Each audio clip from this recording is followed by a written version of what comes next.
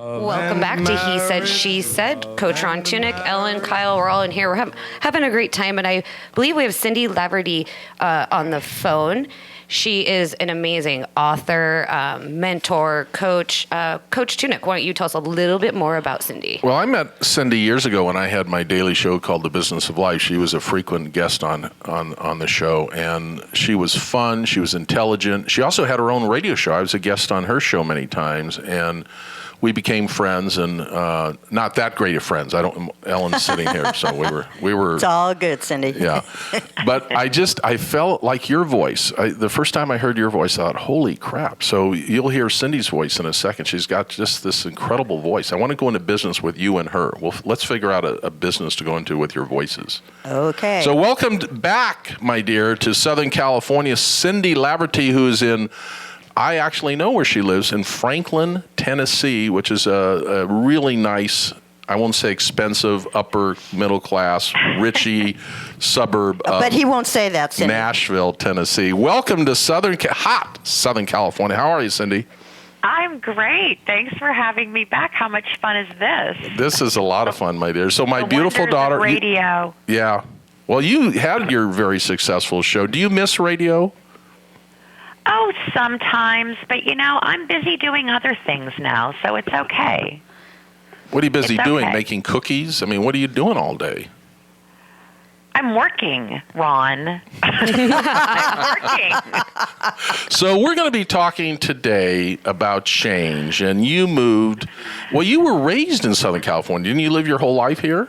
Oh, yeah, my whole life I lived in Los Angeles area, Studio City to be exact.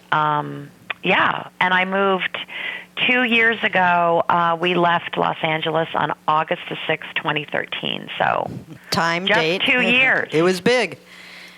It was huge. What made you guys decide to move to Franklin? I mean, you didn't just move down to San Diego. You moved out of the state. You moved to Across the country. Yeah.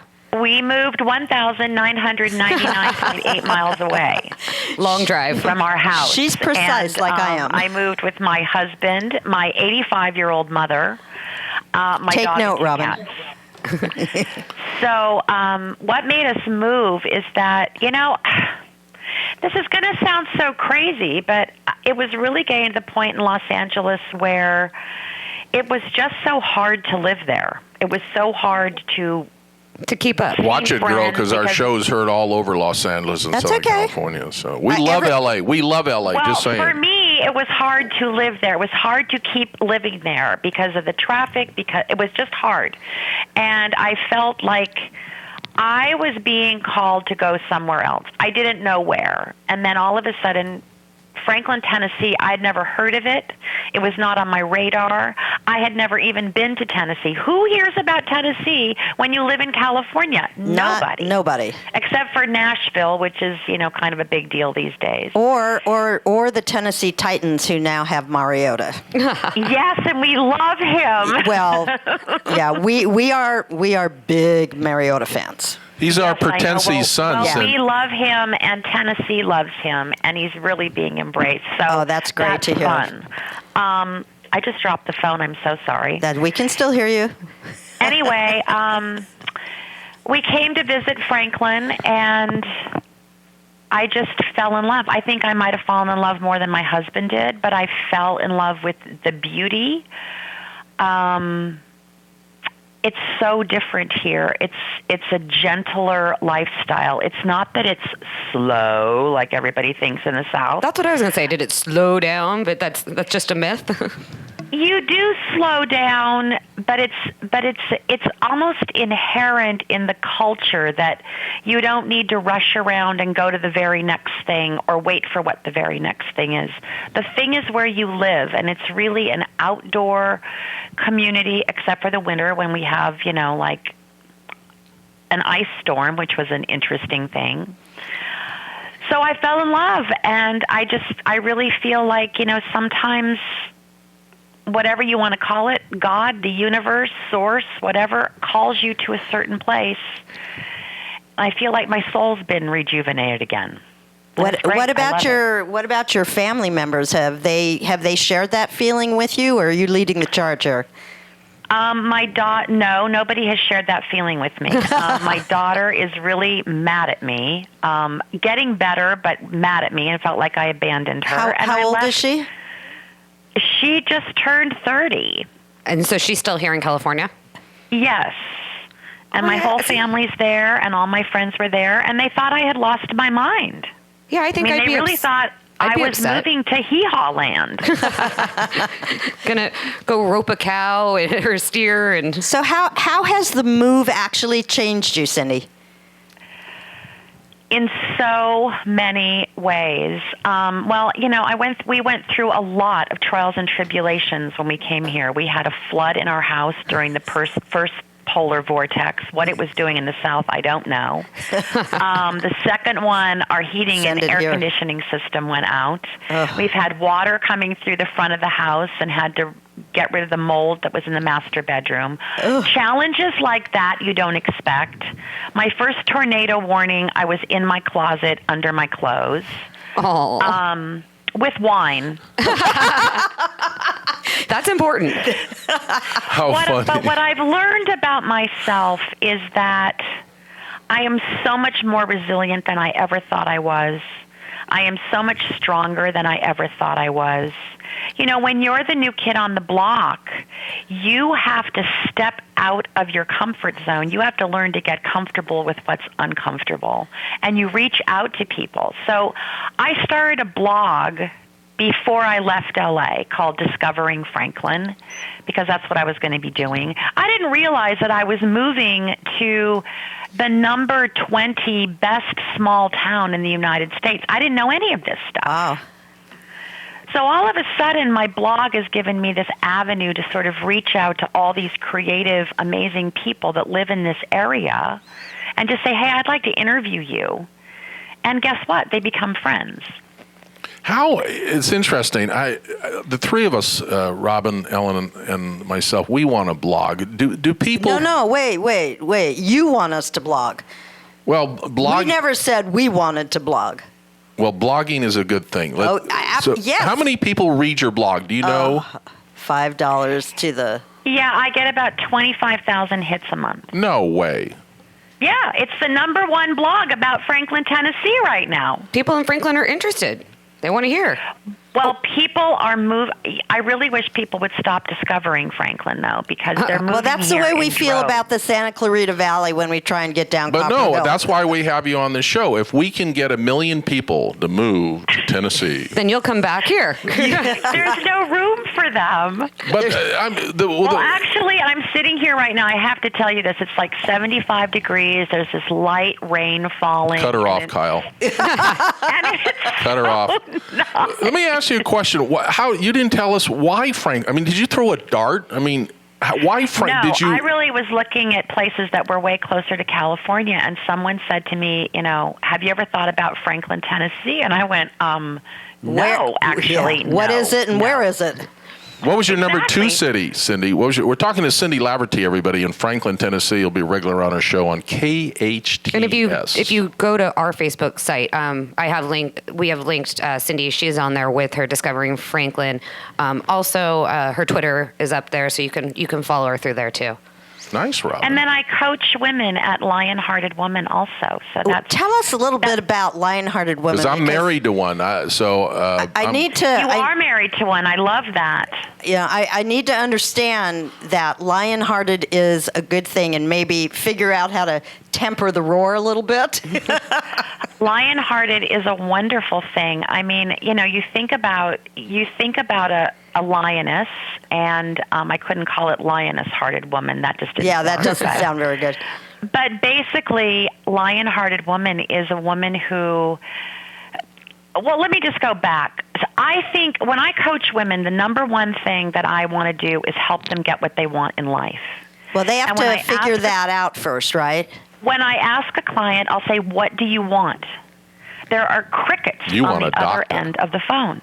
Because we don't know what we want anymore. So true. We want to just be fine.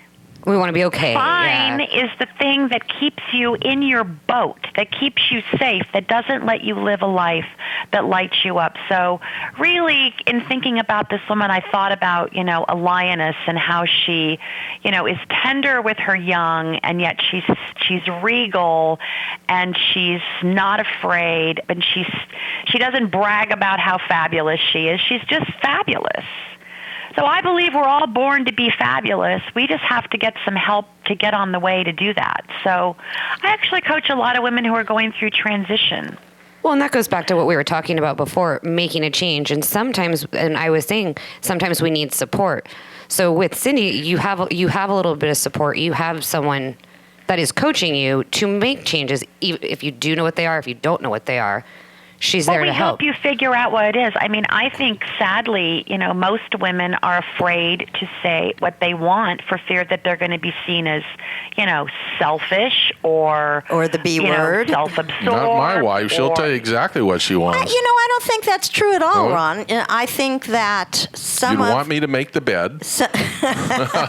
You want me to sweep the floors. Some of the gruffness that comes out is probably centered in the fact that I don't know how to be the best person I know how to be. I don't know what my goals are, and as you get older, goals change, your life changes, what you can and cannot do changes.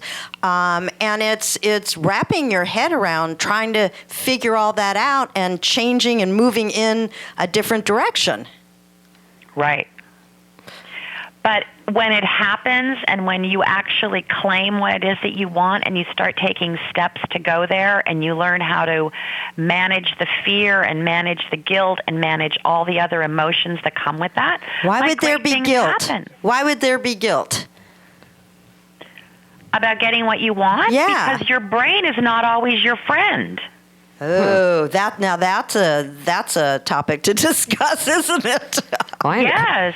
Wow. Because the second you start to change, your brain goes, "Oh, no, we're not doing that." And that's why I can't go to the gym, and that's why it's hard to lose weight.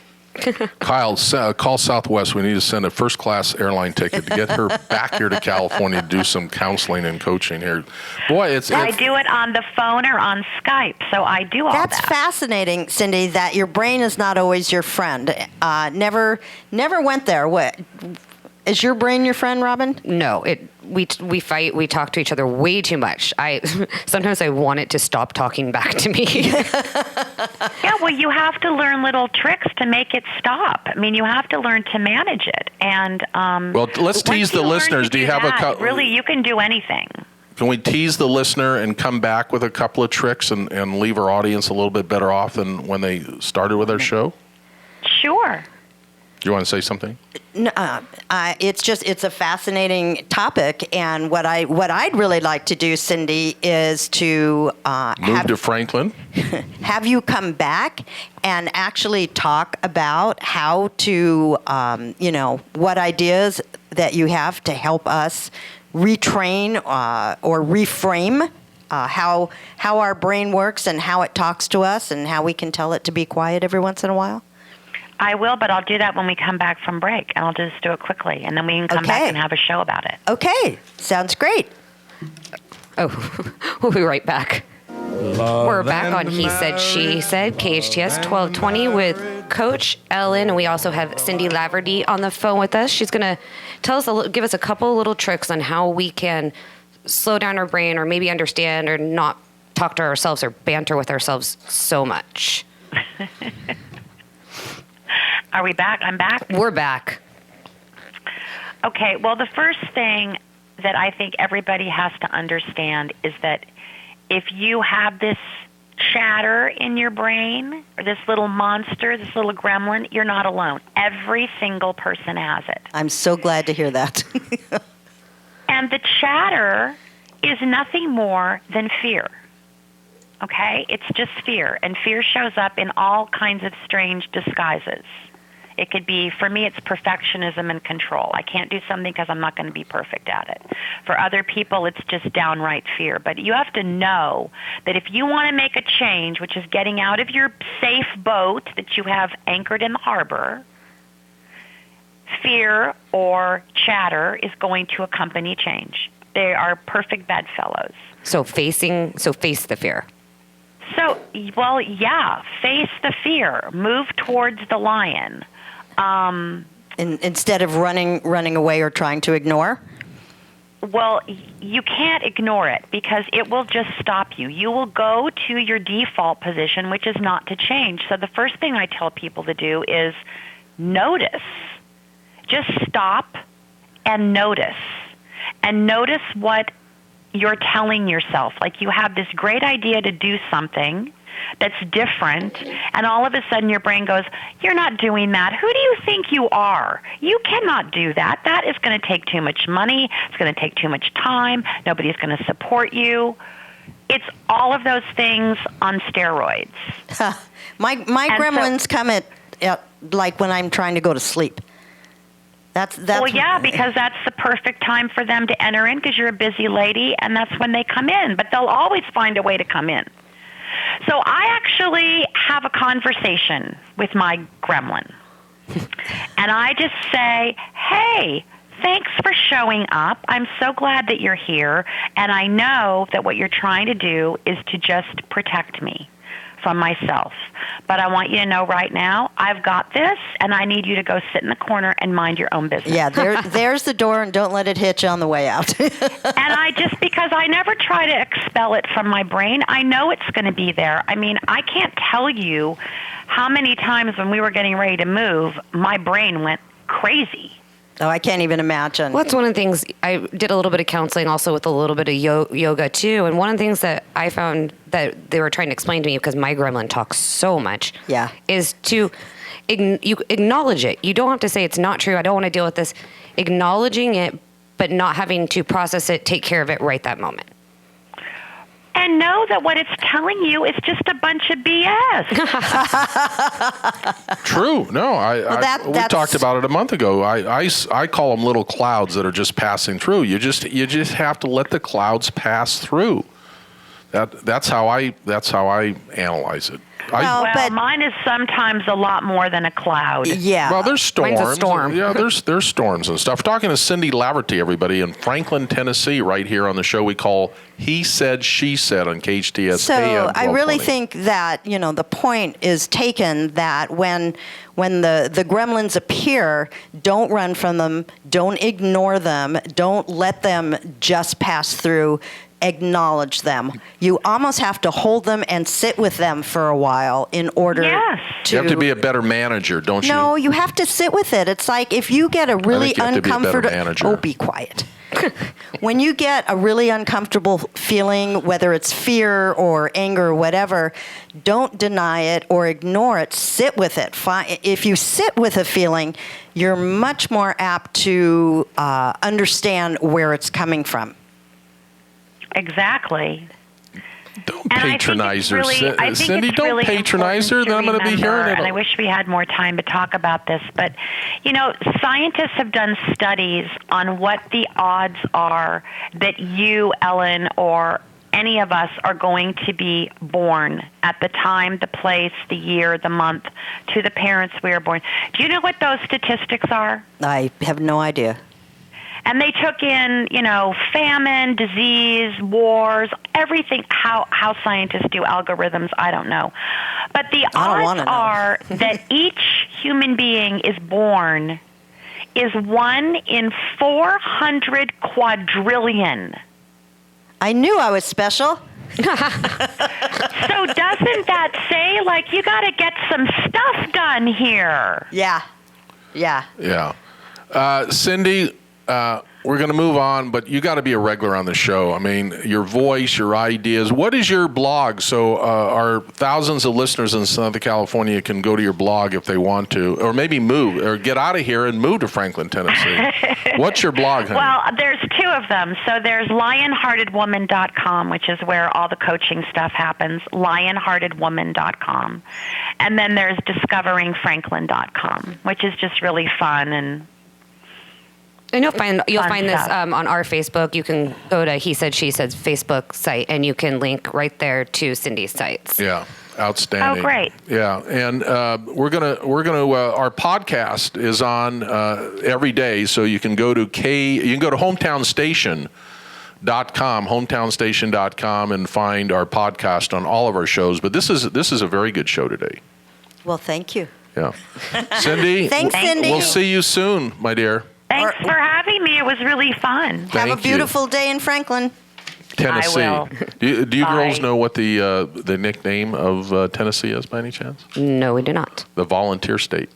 The volunteer state. Yeah. So she's volunteering to help out blogging. Isn't and she smart? She's She's a smart little cookie. She's amazing. I like the whole lion-hearted woman thing, of course. Both of you. you, I see as lion. You're both strong, independent. You know what's really interesting is we might come off as lion-hearted, Yeah. but we don't feel that like inside. it. So I think part of that lion-hearted is actually a little bit of a cover-up for the insecurities that we feel. Okay. Yeah. That's a nice topic to talk about maybe in the next week. Well, and I feel that's the truth for a lot of women. And I Women think with big so. voices. It's almost the bigger the voice, the more bravado, the more insecure. You scare the crap out of me, so whatever you're doing is working. It's working. So we have the big dilemma, which is healthy people taking up handicap spots and blah, blah, blah. And then we have the one for the road. We do have. So I was going to do stuff about football, but I want to do something. He What? he changes No, it up. I think this is more interesting. Okay. We'll let you know if it's not. This gives Robin 2 weeks to work on this project. But learning how to fight as couples. Oh, I mastered that one. Really? Yeah. Should we Really? ask Dave? Get your husband in here. I mean, I didn't say I literally. win. I just said I mastered the art. Last night we start with a little mild conversation, right? 10 minutes later, it was a full-blown. See, we'll I'm very have sensitive. We'll, I'm my a gosh. sensitive Okay, so male. your one for the road is we want listeners. How do you learn how do you learn how to fight with your significant How do other? you learn how to have a conversation without thinking it's a fight? There you go. Maybe that's better. That's better. That's better. Okay. Kyle, do you ever have what we would consider a fight with the missus? Yes. Oh, okay. So you can. And that's all he's saying. You can, yeah, Smart man. He's a smart man. So when we get in this topic in a couple of weeks, Okay. we want you to join in on this because we have. Okay, should I get my wife on the phone too? Sure. Yeah. Yeah, we have 4 generations here, so that'll be cool. Okay, so let's wrap it up. We've had a great show. We had Cindy on. Coach Ellen, as always, you were great. I will not be with you guys next week. Oh no! You're going to have beautiful Judy Gibson.